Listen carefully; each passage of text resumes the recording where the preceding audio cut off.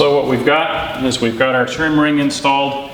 Keep in mind our ducting should end up flush with the highest point on the siding. So from the sheathing we're going maybe 3/4 to 7/8 outboard, and that's as far as we want to go. We definitely don't want this duct to go any further than the bumps in that horizontal siding we're putting on later. So now that I've got this guy anchored, I can use a lot of this Barabond and just go around the edge.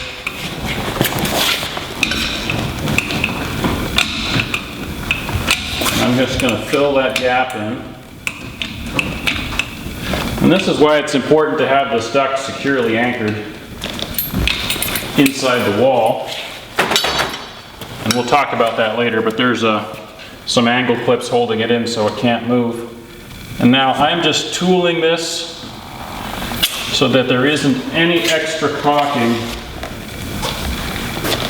sticking beyond the plane of our collar.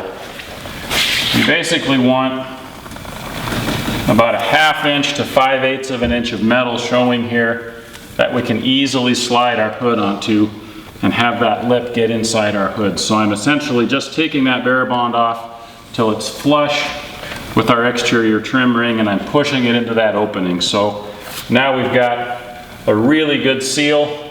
It'll be very difficult for water to get in anywhere around the outside of this duct. The next step is going to be to flash our trim ring on the exterior.